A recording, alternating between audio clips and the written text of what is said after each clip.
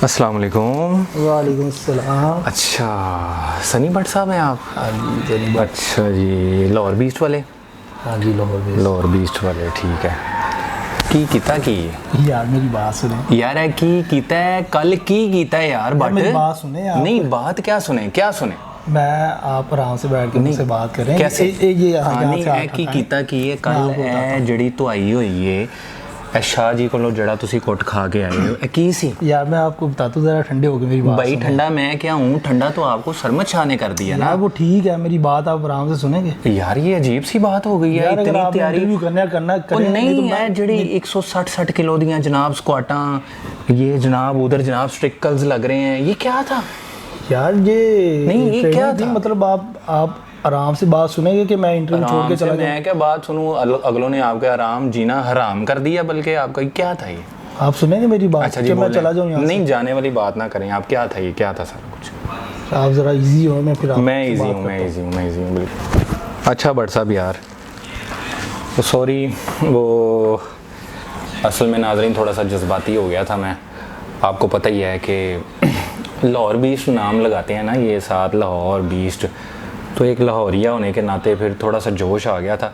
वैसे तो अल्हम्दुलिल्लाह प्योर पाकिस्तानी हैं हम, खालिस पाकिस्तानी, लेकिन वो लाहौर दिल को दिल से रहा, लाहौर लाहौरी समझ है ना, थोड़ा सा हर बंदे को होता है अपने शहर से लगाओ प्यार मोहब्बत, तो फिर थोड़ा सा मैं जज्बाती हो गया था। बाकी कोई नहीं, असल मुद्दे की तरफ आते हैं और भट्ट साहब से फिर ये पूछते हैं इन्हीं की ज़ुबानी कि जो भट्ट साहब ने कल सुपर फाइट्स में करतूत, मेरा मतलब है कि जो इन्होंने वहाँ पर किया, खेला, जैसे जो भी सारा मामला था वो इन्हीं की ज़ुबानी हम सुनते हैं और ये सारा उसको डिटेल में बताएंगे वहाँ पर क्या हुआ क्या नहीं हुआ और जो जो डिस्कशंस थी, क्योंकि ये ग्रुप और इधर उधर से जो सारे मामला आते हैं वो समझ में नहीं आते, इतना रौला और इतना पड़ा होता है, क्या यार फुल गंद मचा होता है, तो किसी को कोई समझ नहीं आती। तो जो वहाँ पर मौजूद थे स्पेशली और जो जिन्होंने खेला है, जो स्टोरी आपको वो बताएंगे, वो कोई और नहीं बता सकता। तो भट्ट साहब से ही फिर इंशाल्लाह ताला बात करते हैं, अभी सारा मामला करते हैं। जी भट्ट साहब। ज़मीर भाई, असल में बात ये आपको पता है कि 3-4 माह से इस इवेंट की हाइप क्रिएट हुई थी, तो ये सारा ऑर्गेनाइज़ करवा रही थी लाहौर बीस्ट, जो कि इस्लामाबाद में सुपर फाइट्स होनी थी। तो इवेंट से कोई 2 दिन पहले कोई थोड़े इश्यूज़ हमें फेस करना पड़े, जिसकी वजह से हम जो है अपनी चीज़ें ठीक तरीके से मैनेज नहीं कर पाए। तो हमने लाहौर बीस्ट ने फिर ये डिसाइड किया कि हम इस्लामाबाद टीम, ज़रा टीम से जो कि प्रेसिडेंट है फरहाज भाई, उनसे रिक्वेस्ट की कि एटलीस्ट आप हमें वेन्यू प्रोवाइड कर दें ताकि हम आके वहाँ पे सुपर फाइट्स खेल सकें। खैर 2 दिन का टाइम बहुत ही थोड़ा टाइम था एंड आई बिलीव कि फरहाज भाई ने अपनी पूरी कोशिश की होगी कि उन्होंने सारे अरेंजमेंट्स और मैनेजमेंट के लिए, ज़ाहिर सी बात है हर बंदा अपनी लाइफ में बिज़ी है, उनका फैमिली में फंक्शन भी चल रहा था, वो वहाँ भी बिज़ी थे। उन्होंने कोशिश की सारी वेन्यू वगैरह अरेंजमेंट्स के लिए, लेकिन इतने थोड़े पीरियड में आप समझ सकते हैं कि वो जो जितनी वो कोशिश कर सकते थे उन्होंने की। उसके बाद फिर हमने 24 को ट्रैवल करना था लाहौर से इस्लामाबाद के लिए, तो हम ट्रैवल किया। ट्रैवलिंग वाज ऑसम, माशाल्लाह बड़ा अच्छा सफ़र था। फिर वहाँ पे पहुँचे तो असल में मेरी बात फराज भाई से होती रही वेन्यू के हवाले से, वो मुझे साथ साथ अपडेट कर रहे थे कि हम कर रहे हैं। तो फिर जब उस दिन सुपर फाइट्स वाले दिन उनका मुझे फ़ोन आया कि अभी जो है वेन्यू जो डिसाइड हुआ है वो बेसमेंट है, जहाँ पे सरमद का पहले वाला जिम था, वहाँ पे हमने अरेंजमेंट्स किए हैं, क्योंकि सरमद ने नीचे से जिम शिफ्ट कर लिया था ऊपर, तो नीचे बेसमेंट खाली है, तो वहाँ पे सारी सुपर फाइट्स होंगी।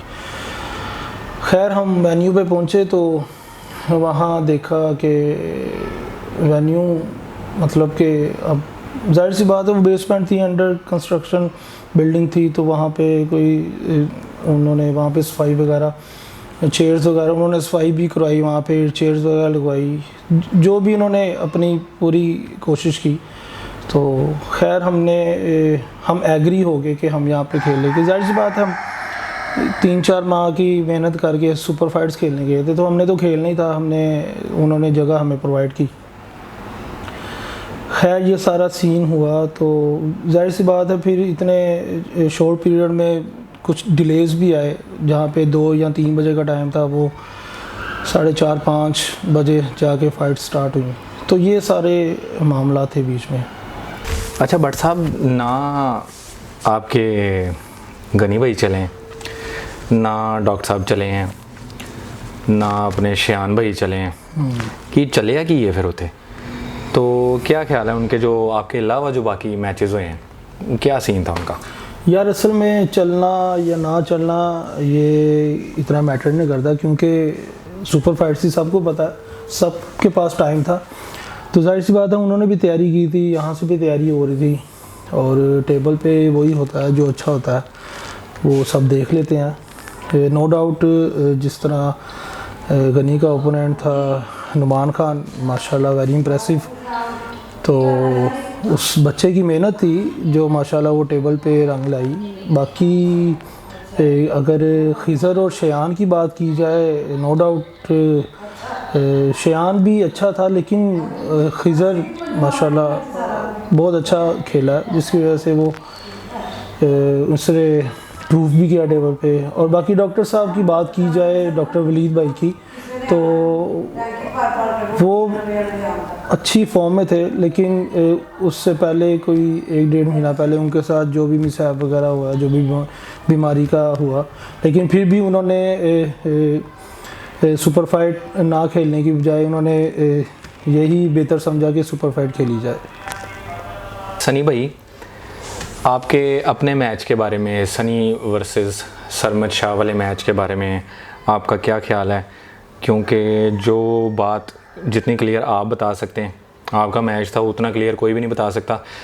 असल में मेरे चैनल की पॉलिसी नहीं है कि मैं वन साइडेड चलूं, या सिर्फ देखने वाले भी समझें कि यार ये सिर्फ एक ही साइड के इंटरव्यूज़ करी जा रहा है और ये वो। मेरे शो की कतन ये पॉलिसी नहीं है। मैंने बारहा मरतबा, इवन सनी भट्ट से भी पहले जो है वो फराज भाई से, सरमद भाई से कोशिश की है रब्ते की कि वो अपना व्यू दें, ओपिनियंस दें, लेकिन नहीं देना चाहते। तो इट्स ओके, वो अब उनका फेल है सारा, क्या कह सकते हैं। मैंने काफ़ी कोशिश की है, लेकिन नहीं, रिस्पॉन्स नहीं मुझे असल में है। तो बट साहब, अब आप ही सबसे बेहतर बता सकते हैं, आप ही सबसे बेस्ट ऑप्शन है। तो पता चलना चाहिए असल में कि उस मैच में क्या हुआ, क्या सीन था, फाउल्स हैं, जो भी है, जिस तरह भी था, पिन फाउल ये वो, क्योंकि जिस तरह ये ग्रुप्स में रौले शौले पड़े हुए हैं, समझ किसी को भी नहीं आई। मैं ये कंफर्म कह सकता हूँ अल्हम्दुलिल्लाह कि किसी को समझ कोई नहीं आई होनी। जिस तरह ये व्हाट्सएप के ग्रुप में या वीडियोस देखकर जो लोग राय बना रहे हैं, ये हो गया जी, ये हो गया, ये हो गया, ये कन्फ्यूजन है। तो आप दूर करें इस कन्फ्यूजन को और सारा बताएं। जी ज़मीर भाई, अल्हम्दुलिल्लाह सबको पता है जिस तरह अल्हम्दुलिल्लाह मेरी हुक्म मशहूर है। अच्छा, आपकी हुक्म मशहूर है, तो क्या सरमद शाह की चुम्मी मशहूर है या सरमद भाई की फकी मशहूर है? नहीं, असल में ये बात नहीं। माशाल्लाह मैंने अपने पहले भी शो में कहा था, one of the best player in Pakistan और बहुत स्ट्रॉन्ग हुकर है। तो उसमें असल जो वहाँ पे मैच में जो कंडीशन थी, मैच में अब अगर हम बात करें रेफरीज वगैरह पे, तो मुझे अल्हम्दुलिल्लाह टू बी ऑनेस्ट मुझे रेफरीज से कोई इशू नहीं था।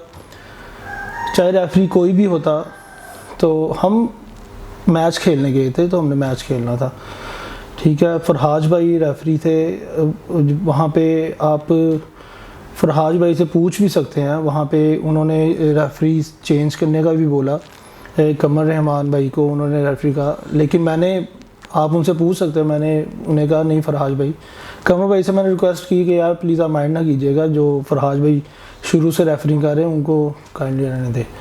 फिर उसके बाद उस्मान गनी ने भी कहा कि मैं फ़र्स्ट रेफरी आ जाता हूँ, लेकिन मैंने तब भी रिफ्यूज़ कर दिया कि रेफरी फरहाज भाई होंगे। अगर रेफरी से मुझे इतना इशू होता तो मेरे लिए इससे बढ़ के अच्छा चांस क्या था कि अगर उस्मान गनी जो कि मेरी टीम का हिस्सा था वो अगर कह रहा है कि मैं फ़र्स्ट रेफरी आ जाऊँ तो मुझे तो बल्कि खुश होना चाहिए था। मैं कोई दूसरी बार ना करता, मैं चलो ठीक है जी फर्स्ट रेफरी आ जाए।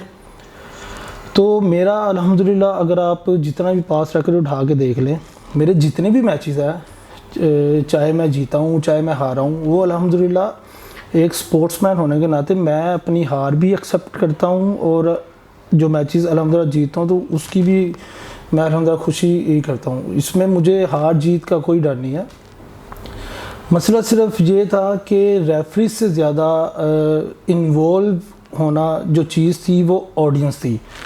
अब रेफरीज का काम था, हम पहले मैच की बात करते हैं, आपने भी देखा होगा कि जो पहले मैच में फाउल मेरे दो फाउल हुए जिसकी वजह से मैं एक राउंड लूज़ कर गया। ठीक है, अगर मैंने कमेंट्स भी पढ़े, आपने भी कहा कि डिबेट चल रही है, फाउल एक्सेप्ट नहीं किया। अगर मैं फाउल एक्सेप्ट ना करता तो मैं फिर पहले मैचेस में भी अपने फाउल एक्सेप्ट ना करता। हालांकि मैंने अपने पहले मैच की वीडियो नहीं देखी, मेरी टीम थी, फरहाज भाई रेफरी थे, फिर नबील भाई, शहजाद भाई, इन्होंने सारा म्यूचुअल अंडरस्टैंडिंग से कहा कि आपका फ़ाउल हुआ है, तो मैंने एक्सेप्ट किया। मैं कहा ठीक है फ़ाउल है तो फ़ाउल है, मैंने कोई दूसरी बात नहीं की। अगले मैच के लिए मैं रेडी हो गया खेलने के लिए। ठीक है, और दूसरी बात, जब नेक्स्ट फ़ाउल हुआ तो अब जो रेफरीज का लेने वाला डिसीजन था कि एक मैच चल रहा है तो उसके दरमियान में ऑडियंस में से आवाज़ आ रही है फ़ाउल है फ़ाउल है, और अचानक से शर्मा शाह, आप वीडियो भी देख सकते हैं, शर्मा शाह मैच रोकता है और बोलता है किसका। ठीक है, ये तो रेफरीज का काम है ना कि, और आप देखें वीडियो में रेफरीज कह रहे हैं कि फ़ाउल नहीं है और ऑडियंस में से कह रहे हैं कि फ़ाउल है, और ऑडियंस की बात मान के मैच रोका जाता है। उसके बाद रेफरीज फिर आपस में करते हैं बातचीत, सारे एंगल से वीडियो देखते हैं कि फ़ाउल किस तरह। इस पूरे डिसीजन में रेफरीज ने 15 से 20 मिनट लगाए। ठीक है, उनको समझ नहीं आई कि फ़ाउल है कि नहीं है। फिर उन्होंने क्या किया कि वहाँ पे फराज भाई भी मौजूद थे, उन्होंने वीडियोस देखी सब एंगल से, उन्होंने देखा कि फ़ाउल है फ़ाउल नहीं है, उन्होंने 15-20 मिनट वहाँ पे लगाए। फिर फराज भाई डिसीजन लेके आते हैं कि ये फ़ाउल नहीं है। फराज सलीम भाई, अच्छा, ठीक है, फराज सलीम भाई वो भी थे, पैनल में थे रेफरिंग के या नहीं? असल में ऐसी कोई डिस्कशन नहीं थी कि पीछे एक पैनल बैठा होगा थर्ड रेफरी का जो डिसीजन करेगा। हमें यही पता था कि एक फर्स्ट रेफरी है और एक सेकंड रेफरी है, और बाकी किसी पैनल का नहीं पता था कि कौन क्या कर रहा है। ये तो एक मतलब अब दो रेफरी से डिसीजन नहीं हो रहा तो फराज सलीम भाई को बीच में लेके आए कि उनको दिखाया कि ये वीडियोस देख लें। तो फिर जब वो फैसला लेके आते हैं कि यार, वो कहते हैं कि फ़ाउल नहीं है। ठीक है, तो हम फिर दोनों रेडी हो गए, हम टेबल पे आए हैं खेलने के लिए, इवन कि हम ग्रीप करने लगे हैं। तो फिर फराज सलीम भाई आते हैं कि यार वो देख लें, आप ख़ुद फैसला कर ले फ़ाउल है कि नहीं फ़ाउल। यार मतलब इस चीज़ से क्या ज़ाहिर है कि आप एक बार डिसीजन दे रहे हैं और अगले लम्हे आप अपना मौक़िफ़ चेंज कर रहे हैं, तो ऐसे प्लेयर्स वैसे ही डिमोटिवेट हो जाता है कि मतलब एक पहले आपने फ़ैसला दे दिया, उसके बाद आप उस फैसले से इनकार कर रहे हैं। लेकिन सनी भाई, फिर आपके बारे में ये कहा जा रहा है, जो अभी तक ऑन एयर है बात या सोशलाइज है, वो यही है कि आपने मैच क्विट किया, आप जनाब डिहाइड्रेट हो गए थे। ये आप सारा वाज़ेह करें ना, तो फिर आपने क्यों मैच छोड़ा? यार मेरी बात सुने, सबसे पहली बात, जब एक फ़ाइट चल रही होती है ना, उसमें एक प्लेयर का माइंड बना होता है। ठीक है, अगर आप एक डिसीजन के लिए 2 से ढाई घंटे लगा देंगे, वो भी इस बेस पे कि फ़ाउल है कि नहीं है, और ये भी नहीं बताया कि एक थर्ड पैनल बैठा होगा जो इसको डिसाइड करेगा फ़ाउल को। ठीक है, वो बताएगा। वहाँ पे उस डिसीजन में कोई 15-20 मिनट लगे, फिर उसके बाद डिसीजन आगे भेजा गया, फिर आगे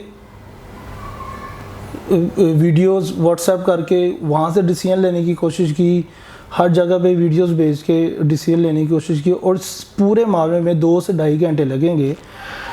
चले, आप भी प्लेयर रहे हैं और मेरा तमाम अच्छे प्लेयर्स से जो प्रोफेशनल है उनसे क्वेश्चन है कि मतलब एक फ़ाइट चल रही है, उस फाइट में 2 से ढाई घंटे का गैप आ जाएगा, तो 2 से ढाई घंटे बाद आके कोई आपको कहे कि जी इसको कंटिन्यू करते हैं, तो आप मुझे बता दें कि आप उसे कंटिन्यू कर सकेंगे?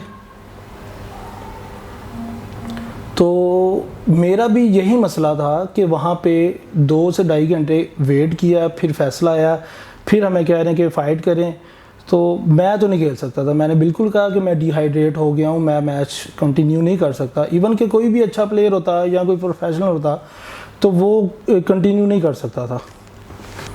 अच्छा, लेकिन जैसे कि सरमद भाई ने जी आपके बाजू पे अच्छी खासी धमाल डाली है, तो मेरा मतलब है कि इतनी जर्किंग की, वो सारा निज़ाम उन्होंने किया है, तो उल्टा डिहाइड्रेट तो उनको होना चाहिए जी, और थकना तो उनको चाहिए। अब उनकी बजाय क्लेम आप कर रहे हैं कि यार मैं डिहाइड्रेट हो गया सी, ये वो, मैंने नहीं खेलना, ये वो, ये तो वैसे क्लेम उनका बनता है।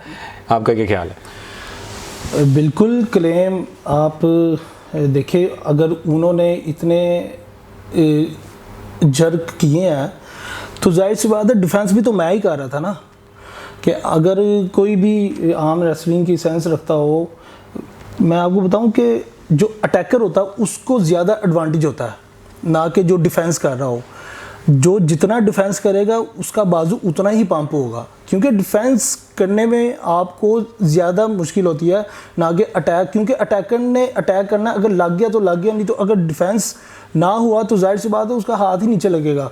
तो आप एक साइड पे आप कह रहे हैं कि वो इतने अटैक कर रहे हो, तो जाहिर सी बात है डिफेंस को जब उसके अटैक रोके हैं तो मेरा बाजू पर धशाल हुआ ना। खैर, ये ड्रेन होने का मामला नहीं था, या मैं इस चीज़ को क्लेम नहीं कर रहा। क्लेम करना हो तो बहुत सी बातें हैं। मैं आपको बता दूं कि अगर कोई प्लेयर अगर कोई ये कहे कि एक फ़ाइट चल रही है, प्लेयर को क्या इजाज़त होगी क्या वो अरीना छोड़ के बाहर भागे? 5-5, 10-10 मिनट के वक्फे के बाद एक राउंड भी पूरा ना हो तो 5-5, 10-10 मिनट के रेस्ट के बाद आके वो मैच खेले, इवन के दूसरा प्लेयर टेबल पे खड़ा हो? क्या इस चीज़ की इजाज़त है? अगर आप रूल्स की बात करते हैं तो मुझे बता दें, क्या ये रूल्स यहाँ पे अप्लाई नहीं होता कि प्लेयर अरीना नहीं छोड़ सकता? यार देखिए, अगर मैं बोल रहा हूँ ना, मैं ऑन एयर बोल रहा हूँ, तो अल्हम्दुलिल्लाह इसमें कोई बात झूठ नहीं है।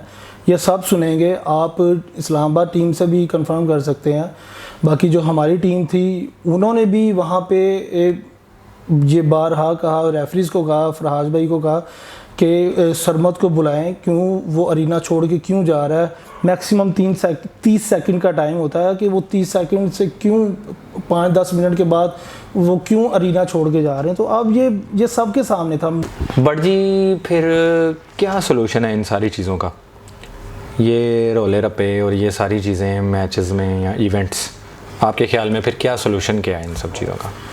यार, इस चीज़ का सोल्यूशन यही है कि जो भी सुपर फाइट्स डिसाइड हुई हों उसके लिए सारे अरेंजमेंट्स, वेन्यू वगैरह, रेफरीज वगैरह पहले ही, आई गेस के महीना पहले या 15-20 दिन पहले ये सारी चीज़ें डिसाइड होनी चाहिए, ताकि एट द स्पॉट कोई इशू ना क्रिएट हो।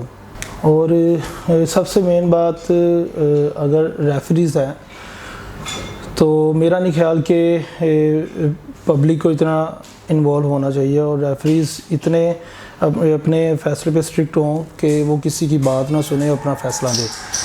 और दूसरी बात, रही बात विक्ट्री की, ठीक है, उसको विनर डिक्लेयर किया, इट्स ओके। तो मेरे नज़दीक अगर आप कोई कहे कि बेस्ट ऑफ 5 है तो उसमें से 1.5 मैच पे अगर आप ये डिसाइड कर लें कि कौन विनर है कौन लूज़ है, तो मेरा नहीं ख्याल कि ये मैच फैसला कौन था।